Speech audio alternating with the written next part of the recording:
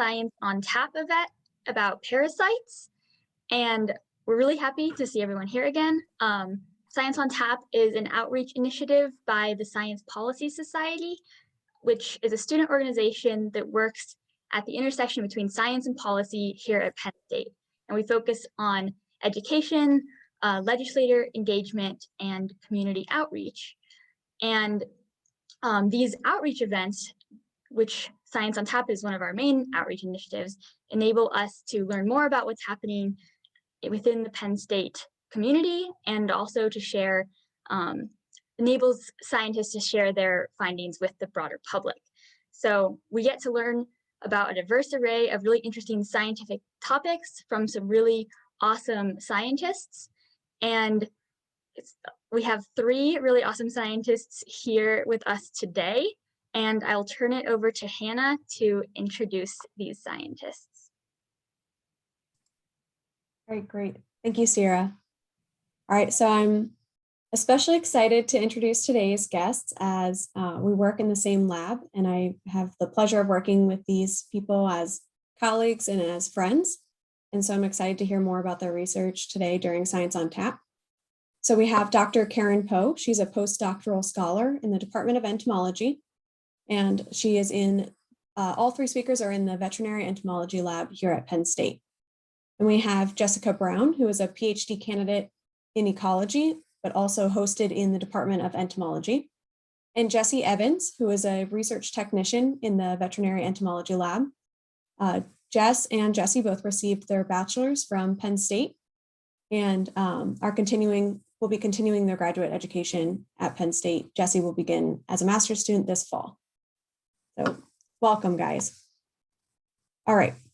So today they're going to be talking to us about a variety of different parasites, including many that they're working on here at Penn State, as well as worked on in previous education and research opportunities. So we're going to start off with some trivia. So our first trivia question, and there's a poll that you can click the answer to. The first question is, which tick can transmit the bacteria Borrelia burgdorferi that can cause Lyme disease? Is it A, the American dog tick, B, the Lone Star tick, C, the black-legged tick, or D, the Asian longhorn tick?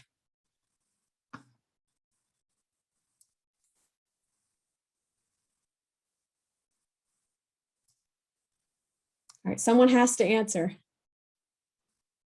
These are good warm-ups, so this is supposed to be a very casual kind of discussion-based webinar format.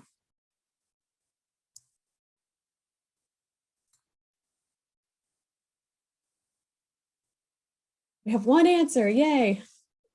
One for the Lone Star tick. One for the black-legged tick.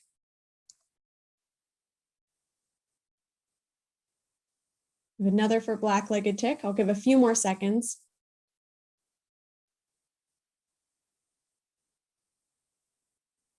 All right, we're going to end polling. So the majority of you got it right. It is the black-legged tick that can transmit the bacteria known as Borrelia burgdorferi that can cause Lyme disease. And I'm sure we'll learn more about that today.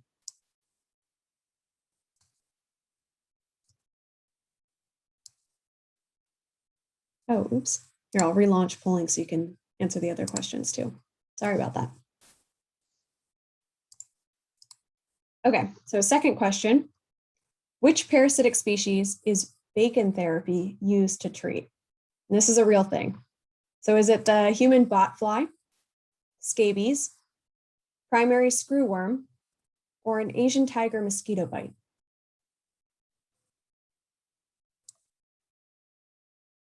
I think if you answered earlier, it cleared out your answers, and I am sorry for that.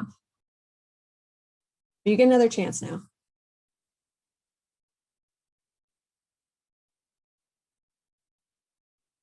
All right, we have one for the human botfly and another for scabies.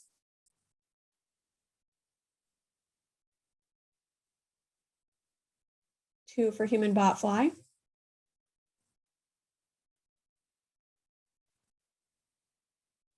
All right, so majority got that one right as well. It is the human botfly. I'm not sure if we'll go into depth on that one today, but if you have questions on it, you can definitely ask our panelists. Now the panelists know to get ready for questions on that. All right, third and final question. The bite of which tick can cause an allergy to red meat and other mammalian meat products? Is it A, the black-legged tick, B, the Lone Star tick, C, the American dog tick, or D, the brown dog tick?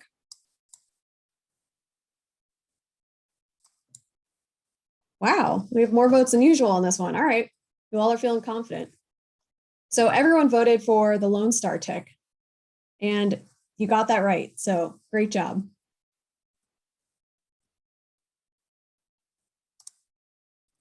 All right. So with that, we will conclude our trivia portion, and I'm going to turn it back over to our speakers, and we can learn a little bit more about these parasites. All right, let me get my screen sharing pulled up for you all.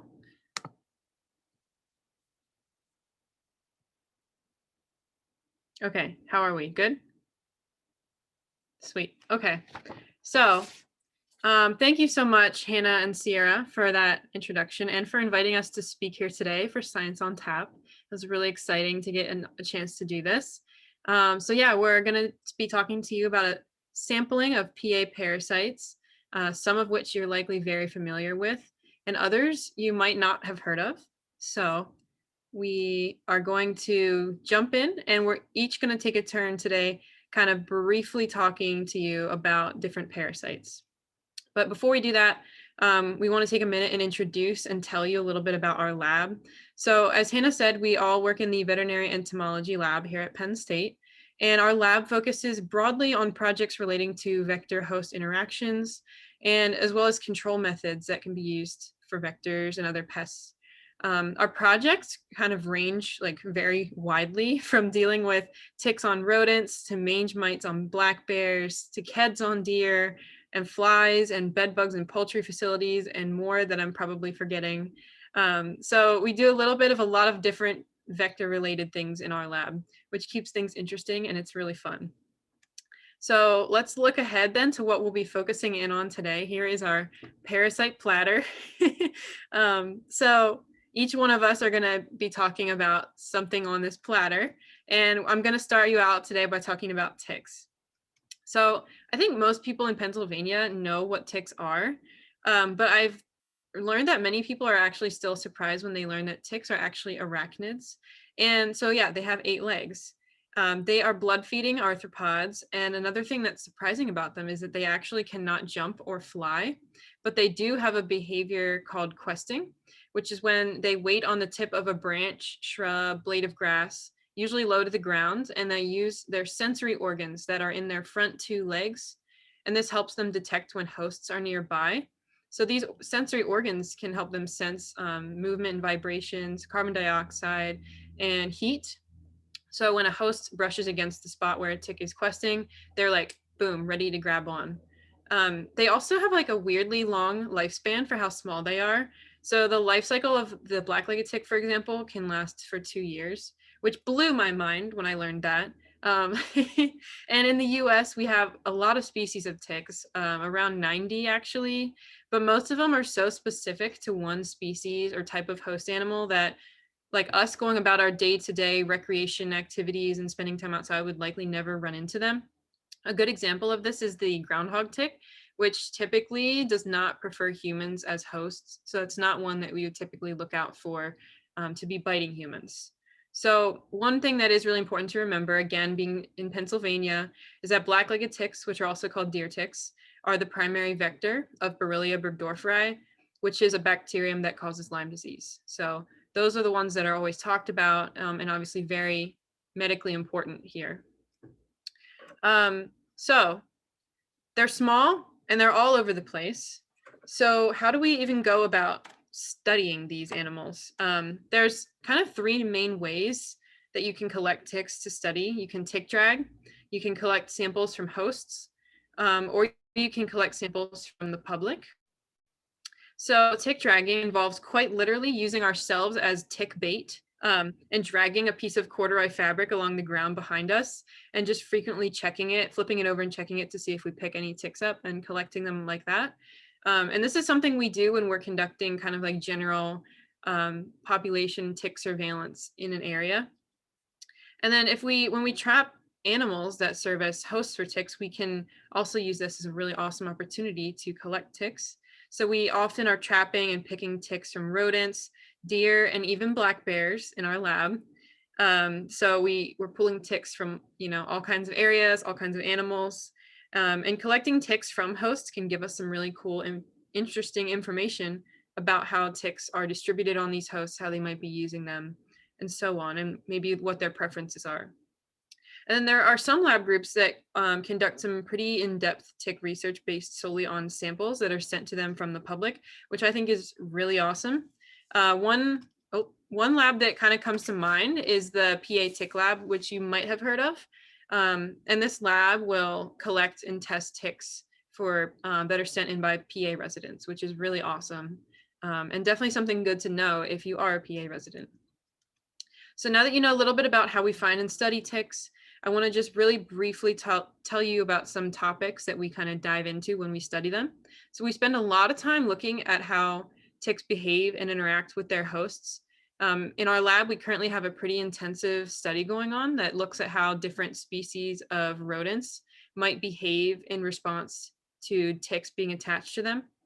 And so the picture you see here on the right side is our software that we use to help us track rodent behavior, which therefore helps us understand how they might react differently to ticks attached to them.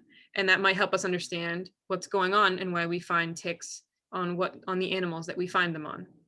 So it's kind of this idea that the more we find out about how and why ticks use certain hosts, or why they might be found on one host but not another, the better we will be able to hopefully exploit these behaviors and choices the ticks are making. And then that'll help us use our knowledge to maybe improve control for ticks, which is something else that I want to talk about because we study a lot of control related methods in our lab as well.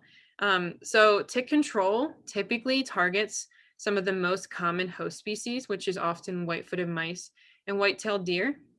So tick tubes and bait boxes, which are pictured kind of on this top row here on the left side, they both target mice by attracting them to food or like free bedding material that's really super cozy. And when the mice either use the bait box or take the cotton, they actually get treated with an acaricide called permethrin. And so this is getting applied to them to kill the ticks from the mice. And therefore, you're kind of helping the mice and controlling the ticks. So yeah, these are pictured above. And in our studies, over the past few years, we've been working a lot with tick tubes, kind of trying to figure out ways that they might be able to be improved, seeing if the mice have preferences for like cotton ball size or scent, things like that. And then 4 poster feeders target white-tailed deer, and that's pictured kind of in the top right corner here. So this is kind of a similar idea to bait boxes for mice, where they attract deer to the food. And when the deer eat the food out of this little, feeder, they rub against the posts, and the posts are treated with permethrin as well. And so this applies that acaricide to the head and the neck of the deer. So that's kind of a quick summary of sort of wildlife related, research related things that we do with ticks. But we did promise you a little bit of help for yourselves. So what about us? What about humans? What should we worry about with ticks? Primarily, where should we be watching out for them? And unfortunately, if you live in PA, kind of the short and sweet answer to this is everywhere. If you're outside in any natural setting, you should be really wary of ticks. But to give you some like kind of specific things to keep in mind or watch out for, you should always be careful around shrubby edges. Definitely be careful in leaf-filled yards or trails, because underneath leaf litter is actually prime tick hangout habitat because it's warm and humid typically, which they love. Rock piles and log piles are both no-goes because these can be excellent hiding spots for rodents. And where there are rodents, there will likely be ticks. And finally, be careful on wooded trails, because obviously there's no perfect solution for hiking, but the best thing we can do is try to stay in the middle of the trail And again, avoiding those brushy edges when you're going for a hike or walking your dog. So to close out my section talking to you guys, I summed up here really briefly some things that you can do to protect yourself from tick bites and therefore protect yourself from tick-borne disease. Now this slide is actually summed from like an entire presentation, so it's like very abbreviated, but kind of on the personal protection side of things, just remember to always wear long, light colored clothing, tuck it in wherever you can, your shirt tucked into your pants tucked into your socks. You can treat your clothing with permethrin. We always recommend using DEET or a similar repellent, and make sure your DEET is at least 25% DEET. That is kind of the minimum recommendation. Always do tick checks. Try to do them within 2 hours of coming home. Doing them in the shower is a great way to do it. And then putting your clothes in a hot dryer when you come home can be awesome for killing any ticks that might be hanging out on your clothes while you're doing your tick check. And then on the landscape management side of things, obviously this is a huge feat to try to tackle, but we always get questions about how people might manage ticks in their yard. So things like keeping your grass cut short can be beneficial. Obviously removing those leaves because like I said, that's prime tick habitat. If you reduce any possible host habitats, like taking away a log pile maybe that might harbor rodents, that can be helpful. You can always consider using the host targeted control methods that I really briefly mentioned. So like tick tubes. And with this, we always just say we recommend just following the directions on the label of these if you do choose to use them. And then obviously pesticides or acaricides as a chemical treatment is always an option as well. So with that kind of is my little section, and I'm going to pass it along now to Karen. Thanks, Jess. So like Jess said, I'm Karen, and I'll be talking about mosquitoes next. So mosquitoes hold a very special place in my own research history because I studied them quite a bit during my PhD. But also full disclosure, we don't actually study mosquitoes often in our lab, but there are several labs here at Penn State that do study mosquito genetics and behavior and do quite a bit of modeling. So I do recommend you check those out and do a quick search on the PSU website. So on this slide, you'll get to know what a mosquito is. So if you ever wondered what a mosquito was, mosquitoes are technically a type of fly, but they are quite different from your typical housefly that you may see flying around your house. In fact, I actually found a housefly in my house. And so if you see me swatting on my screen, it's probably because I'm trying to swat that fly. But mosquitoes are basically just longer and skinnier versions of a fly. So mosquitoes have long mouth parts, they will have long legs and long antennae, at least relative to your typical housefly. There are also over 3,500 species of mosquitoes worldwide here in Pennsylvania. Or I guess in the world, but here in Pennsylvania, we have 60 species of mosquitoes. But there are a couple of invasive mosquitoes out there, and they're making their way throughout Pennsylvania and the US. So we may have closer to about 70 species of mosquitoes in Pennsylvania now. Mosquitoes are also considered hematophagous, which means that they feed on blood. So if you take that word apart, hema means blood, or hemato means blood, and then phagus means feed. So they're blood-feeding insects. However, not all mosquitoes feed on blood as adults. So you'll see on the slide, you see Toxorhynchides mosquitoes in the bottom left corner. So those are an example of a non-blood feeding mosquito. And so instead they'll feed on nectar, and they're called the elephant mosquito commonly because of their really large size, but also because of their long elephant trunk-like mouth part, which is used to reach that nectar in the flower. So instead, they'll get their necessary proteins and fats to lay their eggs during their immature stages as larvae, eating other mosquito larvae that are in the water. So these are actually one of the good guys in that they will actually eat other mosquitoes that they encounter. Mosquitoes are also known to transmit different pathogens, such as viruses and parasites that can make you and your animals sick. So they can transmit viruses like West Nile virus, Eastern equine encephalitis virus, dengue, and Zika virus, but they can also transmit parasites like canine heartworm that affect domestic dogs. Now, there are some mosquitoes that actually don't transmit any parasites, and these are considered your nuisance mosquitoes in that they are really just annoying to deal with, and they can also emerge in really large populations to the point where it can actually be hazardous to be outdoors. Now, if there are such a large group of mosquitoes, something called exsanguination can actually happen. And this is where mosquitoes just completely drain you of your blood, which is nightmare fuel for you for tonight. So for the average human, someone actually did the math for this, but for the average human, it will take approximately 1.2 million mosquitoes to completely drain you of your blood. And that's assuming that they will feed to completion and that you're probably restrained, because more than likely you're probably trying to kill them.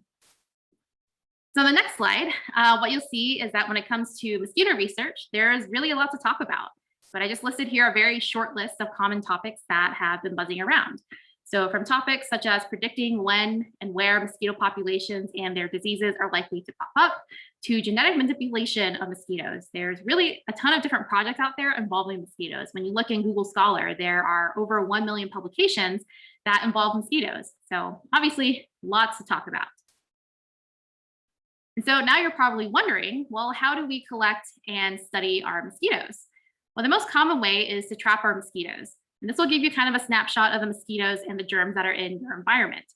There are a number of different mosquito sampling methods that you can see here on the screen, and the trap you use will depend on the life stages that you're primarily interested in. Now, once we collect the mosquitoes, we can also test them for different pathogens and identify these different germs that can potentially make you sick. So just like Jess talked about with her community or citizen science projects, there's also a lot of projects going on with mosquitoes. So research groups and mosquito control groups are also tapping into the community to find and control mosquitoes. So some programs are looking to schools to collect mosquito eggs, and this will help identify mosquito species in the area. But this is also an opportunity for these groups to educate kids and teachers about mosquito life cycles and their biologies and how to control mosquitoes at home. Other community science projects involve machine learning, and this will help us with identifying adult mosquitoes from a simple photo that you take with your phone or something that you submit to a website. So lots of cool different projects going on. Now, in order for us to trap and study mosquitoes, we also have to know where to find them first. But luckily for us, you can pretty much find mosquitoes anywhere, or at least anywhere that holds quite a bit of water for quite some time. That's because mosquitoes don't actually spend their whole lives in the air. Only one stage spends its time in the air, and that's going to be the adult stage. The other stages, including the egg, the larval, and the pupal stages, those will spend their time in the water. And the longer that water has been sitting, the more likely you'll find some mosquito babies in that water, because that means that there are nutrients from leaves and grass that decompose in the water, and these are essential nutrients for immature mosquito survival. Now, the photo on the right depicts some of the places you should probably look in your yard for, as these can be potential mosquito habitats. Things like a neglected pool, or a bird bath, or plant pots that hold water, or even your pet water bowls that are sitting in your yard are just examples of ideal spots that mosquitoes can lay their eggs in. But you can also find mosquitoes in some unexpected locations, which you can see here on the screen. Water gathered in as little as a tablespoon is enough for mosquitoes to survive and thrive in. And that's about the size of a bottle cap full of water, which you can see in the top left corner. So mosquitoes can be found anywhere, but they can also survive pretty much anywhere. They're pretty hardy little insects. So since mosquitoes can carry pathogens that can cause diseases and are generally just really annoying to deal with, here are just a few quick ways to keep yourself mosquito-free, and you'll probably recognize some of these methods from Jess's section because they often overlap with tick protection. So first, look around your house and dump any standing water, and then also remove those containers that can actually potentially hold water in the future. This is one of the easiest ways to get rid of mosquitoes around your house. Now, if you have a bird bath or a pond that you can't drain, that's totally fine. You can actually use biocontrol methods such as BTI, which is a bacterium that actually makes larvae in the water explode, which is pretty cool. You can also consider releasing mosquito fish in controlled water sources, and these fish will target mosquito larvae and eat the mosquito larvae in your water. When you start to go outdoors more, and I know with the weather becoming a little bit warmer, we're probably going outdoors a little bit more, make sure to pack your CDC recommended repellent, as well as wear long sleeves and long pants, and also avoid going outdoors between dusk and dawn hours, since many mosquitoes are considered nighttime biters. And finally, make sure your window screens are intact, since these can prevent mosquitoes from entering your home in the first place.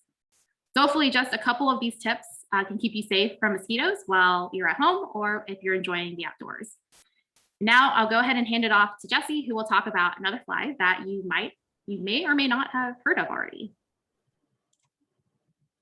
Thank you, Karen. So I'm sure you've all heard about ticks and mosquitoes 100 times over, but I'm going to talk about this little guy, and he's the deerhead, which you may have never heard of before.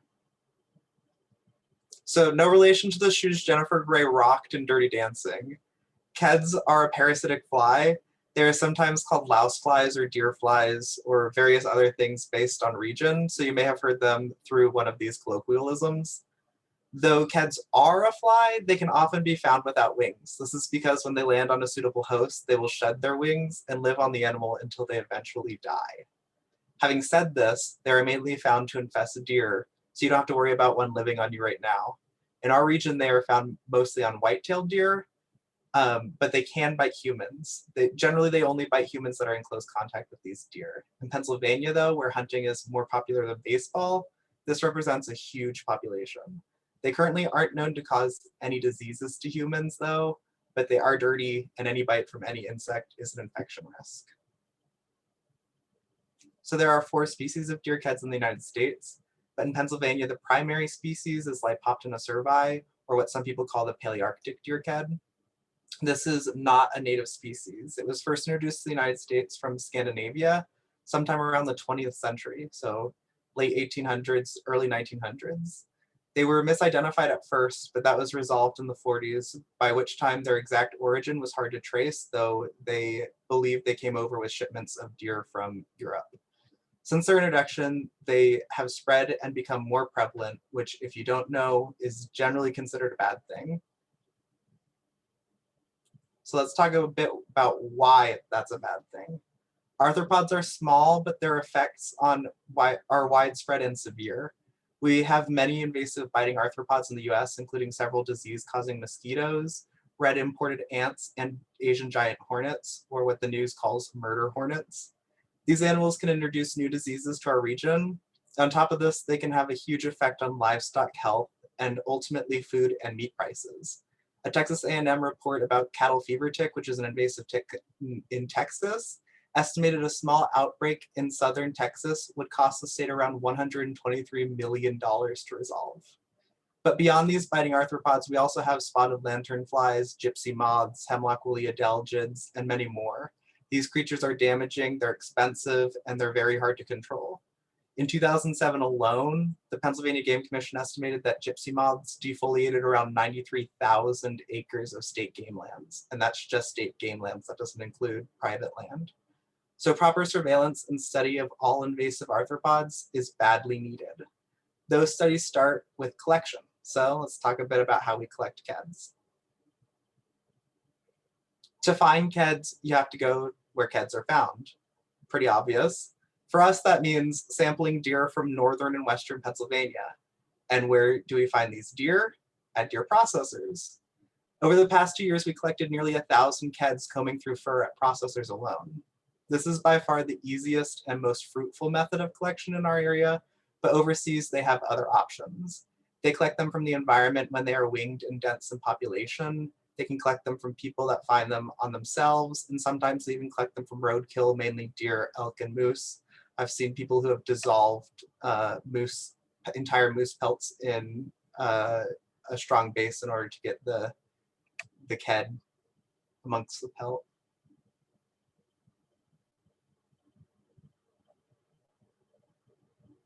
There we go.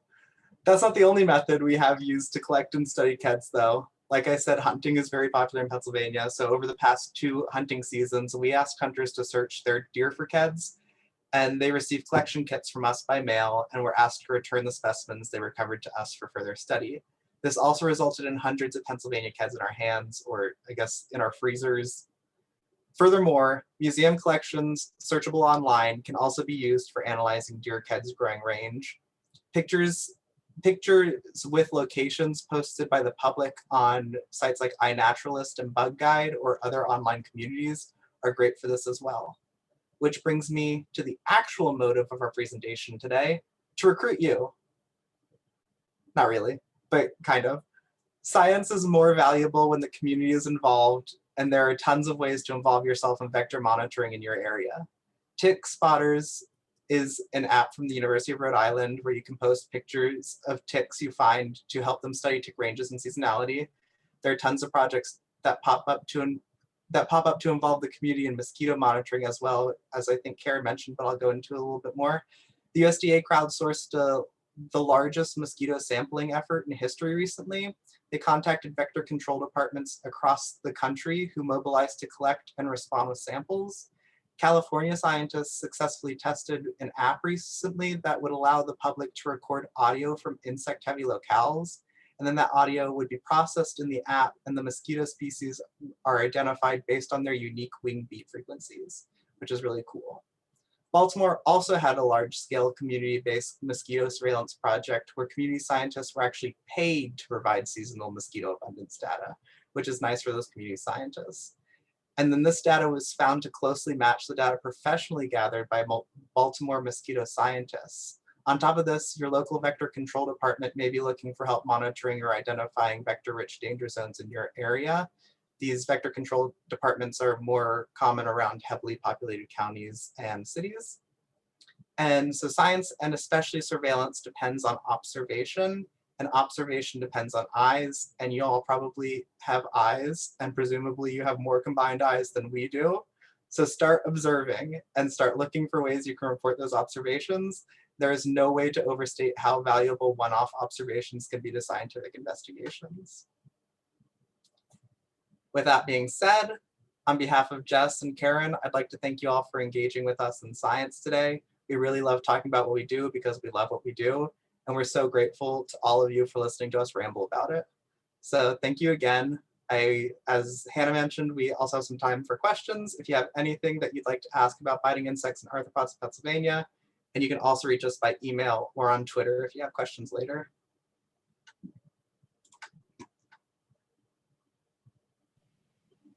Thank you all so much. That was really interesting, and I definitely learned a lot. And like Jesse was just saying, we have a lot of time for questions now. So we have a couple of questions already in the Q&A, and if anyone else has any questions, feel free to write it in the Q&A, and we will get around to answering as many questions as we can. Okay, I can read the first question in the Q&A. This is from Emily. She said, I recently found a dog tick on my completely indoor cat. I was wondering if she acquired the tick when she was chasing a mouse around the house. She and the other cat have caught 4 mice in the last week. Wow. I hope that is the last of them. Is that likely?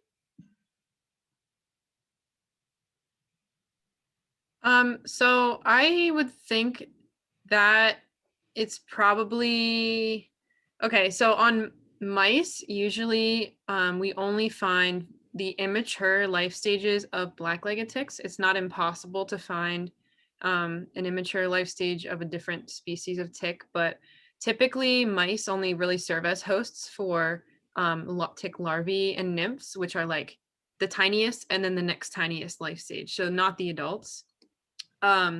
So I would think it probably wasn't from your cat chasing a mouse, just because I think if it were, then it would be probably a black-legged tick, and probably a really, really tiny one, because it'd be an early life stage. But it can't be completely ruled out, but I would think probably not. Go ahead, Jesse. I was gonna say, that being said, it could have come from anybody else in the house that's moving in and out in and out of the house. So anybody who's going for walks in the woods or anything like that can bring a tick back in the house, and it can end up on your cat. So it doesn't necessarily have to be wildlife.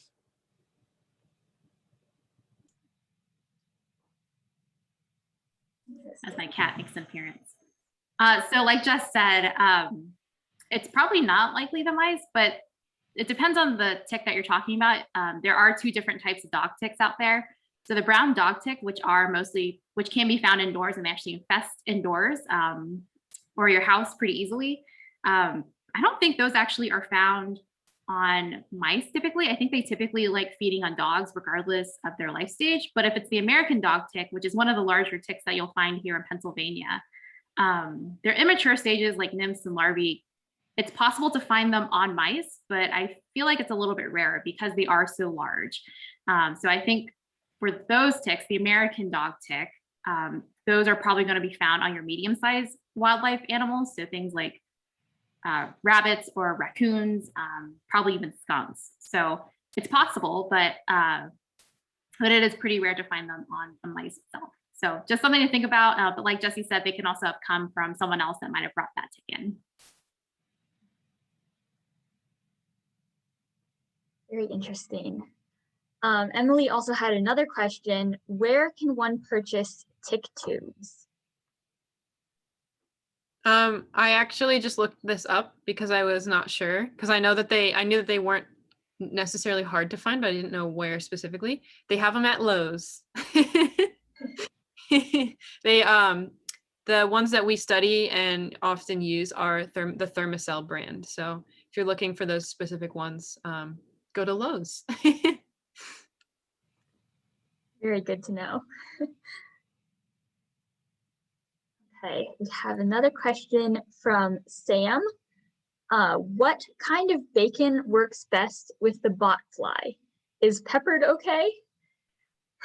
So that depends. So bacon therapy is used to lure out that fly, but it's also used to suffocate that fly. So what they do for bacon therapy is they actually shove the bacon into your skin. So the pepper is probably going to be pretty abrasive inside of you. So I probably would not recommend the pepper, but dealer's choice. I'll let you make that decision. But yeah, so I would be very careful with the texture of that bacon. Probably use medical grade bacon. I don't know if that matters though. So talk to your doctor. It looks like we have a request to show the slide with the poo-poo platter graphic because someone really wants to see that. Great. Almost there. I'm working on it. Oh, awesome. I'll pull it back up for a minute. Is that okay, Hannah? Oh, you got it? Yeah, I can get it. Yep, that works. All right, in the meantime, we have a question from Elizabeth, and she asked, how big is a ked?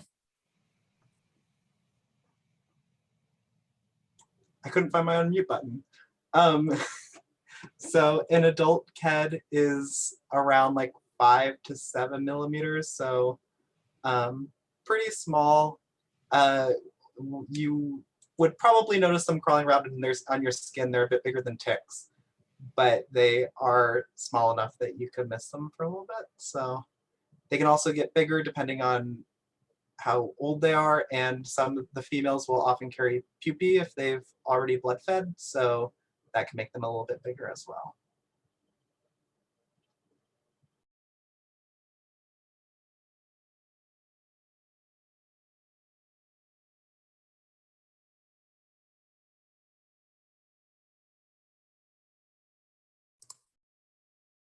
All right, awesome. So if anyone has additional questions, feel free to put them in the Q&A or comments into the chat box. Try to keep them separate just so that we're not getting overwhelmed with the questions mixed in with the chat.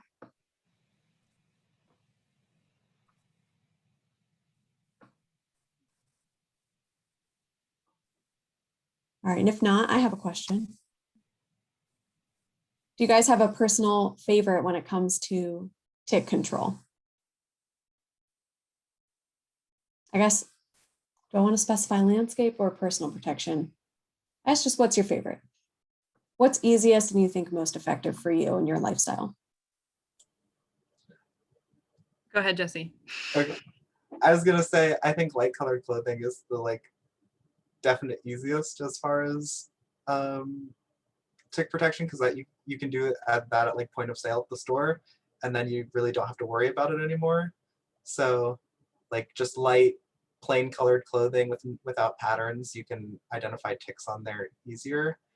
And I also really like the fabric, the lint roller, because I just think that's funny to pick up ticks with the lint roller. I think I have to agree about personally, I think wearing white or very light colored clothing is my go-to, because if I'm walking in the woods, I'm constantly just taking a brief check of my legs. And I think the ability to be able to do that is the reason why I don't usually end up bringing ticks home with me from doing field work, because I'm constantly flicking them off, get out of here. So but I will say though that I do use that in conjunction with DEET, And then in terms of like landscape control, I think I'm biased towards tick tubes just because we've studied them. I think they're really cool. And it's really neat how the mice are able to literally, they kind of steal the cotton and they're treating themselves because they're bedding down in it. And I think it's really interesting. I would have to agree with Jesse and Jess about wearing light colored clothing. But I would also like to add just wearing long pants and long sleeves also really helps. I wear long sleeves under my white coveralls. And then I also wear long pants and then tuck them into my socks. And I feel like that helps quite a bit with keeping ticks out. But the coveralls are really great. They're not the most fashionable thing out there, but they do help with making sure that you can see the ticks on your coveralls before they have a chance to crawl over your body and find a place to bite. So I personally really like that. In terms of landscape management, it's a really good question. I was gonna say like removing leaf litter, but it's also not my favorite because that requires cleaning a lot. And as soon as you get rid of leaves off your yard, they just magically appear again. So if you leave your leaves there, then the pile just gets bigger. So you can't just leave it. But so I'm kind of torn. But yeah, the tick tubes are also pretty nice because you get to see the mice use the cotton, which I think is really cute. They just snuggle up in that cotton. So yeah, I'm kind of torn. I would say either just cleaning, making sure your yards are clean, or using those tick tubes. There's a fly, sorry. All right, great. All right, we have another question for you guys. So the question is, for tick sampling, have you used tick traps with dry ice before? We have not. That is something that I don't even know much about. It makes sense that it could be an option, but for our work, we haven't used them. But that makes me want to go look it up now and like read about trapping ticks with dry ice. I think one of the reasons why we don't use it very often is because it will attract ticks that are very CO2 dependent. It's not dependent, but they really are attracted to CO2. And black-legged ticks, what we're finding is that they're not necessarily attracted to carbon dioxide. They're more so activated. So they'll move around when CO2 is around, but they won't always move towards a CO2 source. At least that's what we're finding in our lab studies. But yeah, that's probably why we don't use it. And we haven't seen too many Amblyoma americanums on our drags. So that hasn't really, and those are the Lone Star ticks. And those are the ones that are actually really attracted to CO2. And they'll literally chase you down a street if they could, and they do. So we haven't seen too many of those Lone Star ticks in our area. So that's why we haven't really used those dry ice traps. But if you ever want to see what ticks or even just insects in general are in your yard, you could just set up a dry ice trap in your yard. So it's basically just a styrofoam box. You put some dry ice in a styrofoam box. You poke some holes in there so that the dry ice can leak out that carbon dioxide into the environment. And you put it on a cardboard square, and then you put some carpet tape on that square, and you put the box right in the center. So anything that's attracted to that CO2 gets stuck onto that carpet tape. So something you can try at home, which I think is pretty fun. But make sure to wear gloves when you're touching dry ice because it's really cold.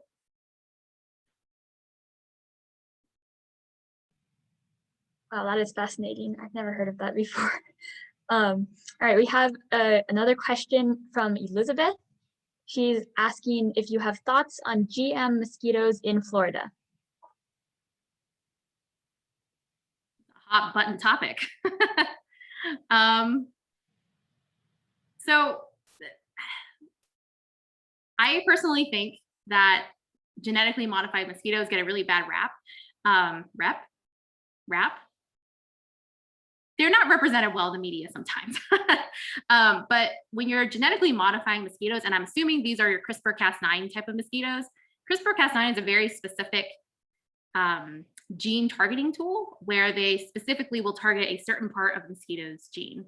And so using these genetically modified mosquitoes is an excellent way to target very certain species of mosquitoes. So people who are worried about biodiversity loss in mosquitoes in the community. It's really only targeting one or a couple of different types of mosquitoes. And these are the ones that are transmitting many of the different viruses that can make us or our families or our animals sick. So it's a very specific mosquito species that they're targeting. It's a very specific method of targeting these mosquitoes as well. I'm trying not to go too much into the science because one, I don't remember much about CRISPR-Cas9 gene systems, to be honest. But also from what I've read, I also don't completely understand it because genetics can be hard. But also there are plenty of other studies that have shown that this is a very specific gene control method, or mosquito control method, excuse me. It's better than spraying pesticides everywhere because this does lead to quite a bit of resistance that we're seeing in mosquito populations. So it's a better alternative than, say, spraying those pesticides, in my opinion. But if Jesse or Jess want to weigh in, they are welcome to as well. I just wanted to also mention that transgenic insect lines or transgenic parasites have been used in the past very effectively. I think specifically in Florida as well with screwworm. So it's a tested method that works, though it wasn't with CRISPR-Cas9. I don't have a lot. I don't know. I don't have a lot of opinions on GM mosquitoes because I don't know a lot about mosquitoes. But transgenic lines of insects have worked in the past, so I think it's a cool method to explore.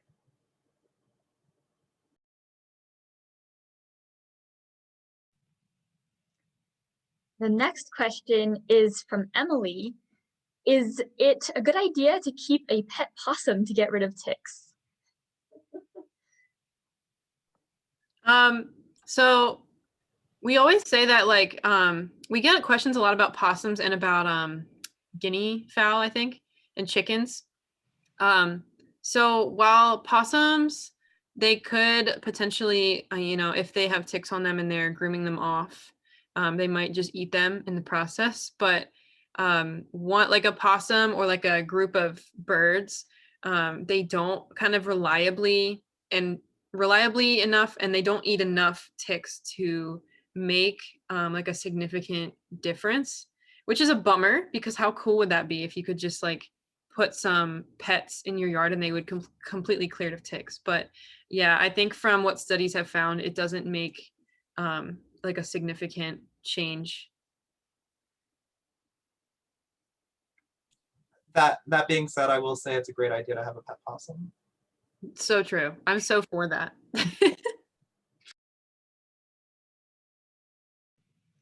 Yeah, I like that idea. All right, we have a question from Mason. Does dusting your clothes with sulfur powder work to repel ticks?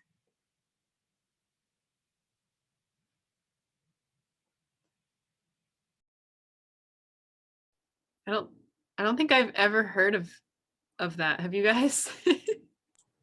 I've heard of it used in like organic farms and stuff, but I know it's not great to inhale, so I wouldn't recommend dusting yourself with it. Yeah, knowing what sulfur smells like, that can't smell that great. But yeah, I mostly heard of it used in agricultural settings. I think it's used to treat like mites sometimes, or plant mites. So if it can treat mites, which are another type of arachnid like ticks, then it might work for ticks as well. But sulfur kind of smells like rotten eggs. So if you're okay with smelling that on your clothes, you try that. But I also still recommend spraying DEET or some other CDC recommended repellent. So I always say just use CDC recommended repellents because they have been tested very thoroughly and very, it's not rigidly. What is that word that I'm thinking of? It's like they've been put through the ringer. Rigorously. Thank you. They've been put through the ringer and they have been rigorously tested by the EPA and the CDC to prove their efficacy and effectiveness. So, so yeah, that's my spiel.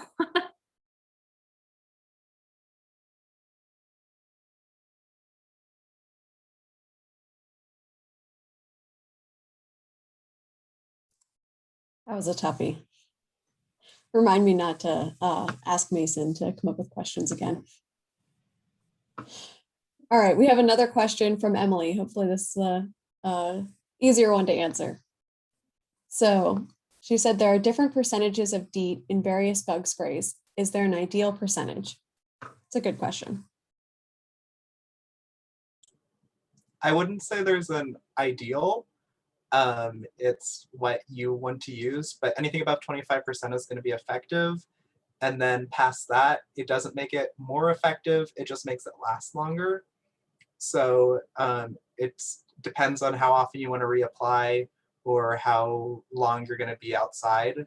So I mean, I guess there's an ideal percentage in each situation. There's not an ideal percentage overall. And the EPA also has a really nice tool that can help you find a repellent that's right for you. So if you're not really feeling DEET, there's other options that you can use that the EPA can recommend. So I'll try and find that tool online, and I'll put it in the chat in a couple seconds. So give me a couple seconds to find it. But it can match you to a repellent based on things like how long you're outdoors for, what you're doing outdoors, and how often you want to reapply. So they take that into consideration, and then they make a couple of recommendations for you. So give me a couple seconds and I'll try and find that tool. So go ahead and answer any other questions if there are any questions. Yeah, going off that, what Karen said, there are a lot of different repellents out there that have been EPA tested and approved, and some of them work in different situations. So it's great to like test them all and see what repellent works the best for you and which ones you like. Like I prefer DEET, but I kind of like oil of lemon eucalyptus because it smells really nice. So Yeah, actually, could you guys speak to using essential oils as well? The good, the bad, the ugly. Sorry if that's too broad. So essential oils obviously haven't been EPA recommended for use as tick prevention. I think there is some evidence that some of them can work to prevent insects and bites, but when you buy an essential oil, you're not buying any sort of standardized ingredients. So it's really hard to know if you're getting what is working. So I would say stick to what's EPA recommended. What's EPA recommended has been tested and should be perfectly safe. What essential oils usually are not, and you have no idea what effect that is having on you, your pets, the environment, anything like that. And you don't know if it's effective. So yeah, I would say stick to repellents that we've studied.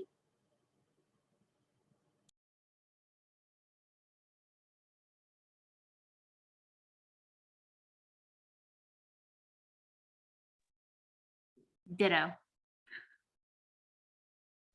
Yeah, I was thinking the same thing. I'll just add one note to that. For essential oils, the concentrations aren't regulated either. And so that can be a huge factor, especially when you're putting something on your skin. Because since it's not FDA regulated, then it's not the concentration of the actual potent essential oil that's in that container isn't regulated, and you might not know what it is. So it might be mixed with something else too, or it might be a higher concentration than your skin may be tolerant of. So those are just things to keep in mind with essential oils, even though they do have a place within control and prevention of various things too.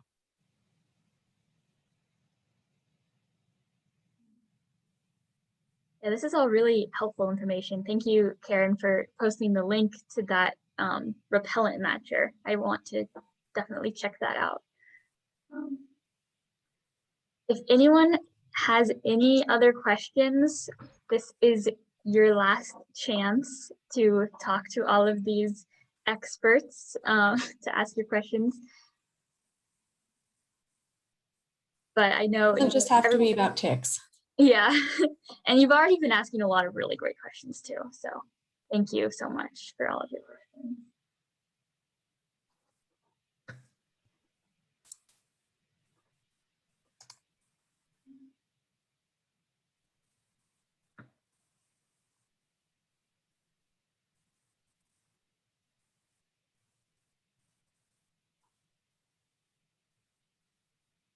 All right, I have another question. So, what is your most interesting or favorite finding of your studies so far? What just gets you excited to talk about and it's just really cool? I would talk about it if I had some. That's only just saying that some of our experiments are still in progress. So we haven't had time to, or at least I haven't had time to analyze some of my data. Okay, so I guess my thing would be the thing that like launched me into the rest of my dissertation research, which was like going out and trapping rodents. And we ended up finding both white-footed mice and red-backed voles, which are just two kinds of rodents that live in similar areas. We ended up finding a ton of them in the same places, like in the same trap lines. We were processing them, trying to count ticks on them, and we were very rarely ever finding any on voles, whereas we almost always find them on mice, and we find mice with like 20 plus ticks on them. So that like one weird, sorry, that was my email. That one weird like observation led to a question of like, what's happening? And now that is like the basis for all of my research for the rest of my like graduate work. So I think that would have to be my answer.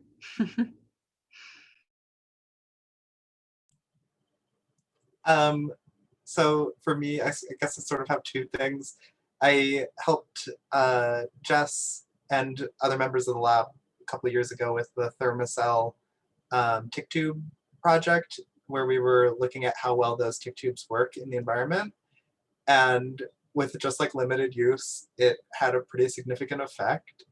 And I was really surprised to see it because I wasn't expecting anything. So I thought that was really exciting to just like see actual results and something like come out the way they should. On top of that, Karen and I recently published a paper on community science. And while researching for that paper, I found some evidence of community science when engaging the community, sort of getting people more familiar with science and more excited about science. And it can help educate people as well when they're like being involved, which isn't really an aspect of community science I thought about before. I was always just thinking about like how community can benefit science and not how science can benefit community. So I was really excited to see that like sort of give and, I don't want to, not give and take, give and give, I guess. And that got me really excited about community science, as you probably saw it with my long diatribe about it at the end of my presentation. But yeah, so those were my two exciting things. And it was a study about deer cats and ticks. But the deer cats were the star of that research project. So we don't often hear about deer cats. If you've never heard of them, hopefully you've heard of them now, and probably learned a thing or two about them. I was going to say something about deer cats and what we found in one of our recent studies that we just submitted. But I feel like it might be too long of a result to mention because we have 1 minute left. But basically, I'll try and summarize real quick. Some of the species that Jesse talked about, so that Lepoptena cervi and Lepoptena mazame, those are kind of the two deer cats you'll find here on the East Coast. The Lepoptena cervi, mostly found in the Northeast, and then Lepoptena mazame found in the Southeast. And what we found is that they have pretty different behavior. So with Lepoptena cervi being an invasive arthropod, it pretty much will feed anywhere on a deer. But Lepoptena mazame, or Southeast deer cat, which is a native to the United States, they will feed specifically on the rear of deer. And then the ticks are mostly just confined to the head for many different reasons, different from this project or separate from this project. So the deer will basically have ticks at the head and then deer cats at the rear down in the Southeast. But here in the Northeast, you have ticks at the head and then the deer cats pretty much just spread all over the deer. So we thought that was really interesting. And it probably has something to do with this evolutionary or this co-evolutionary relationship that the tick, the deer cat, and probably the deer had over many different generations, at least for the southern deer cat. But here in the Northeast, that probably didn't happen. So the ticks at the head are probably like, what are you doing here? You're not supposed to be here. We're supposed to be here. Leave us alone. So, but the European deer cat is just like, nah, I'll feed anywhere. I'll feed here. I sit here now. like my cat does on my desk when I want to work. So, there you go.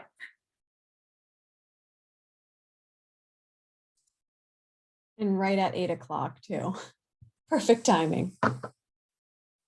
All right, awesome answers, guys. And really, thank you for the presentation today. Thank you to everyone that attended tonight and asked really great questions. Those are really insightful and really helped with the discussion tonight. I think we had an excellent discussion learning about different control options and these different parasites that we have in Pennsylvania and throughout the United States, really. So thank you all. Thank you to the speakers and thank you to the attendees. And if you have any other questions, I think you saw Jess, Karen, and Jesse's emails, so feel free to reach out to them as well. All right, and we hope to see you at next month's Science on Tap, the last Tuesday in May. All right, thank you all. Thank you. Have a good night, everyone. Thanks Thank you, all. everybody. Thank you, everyone.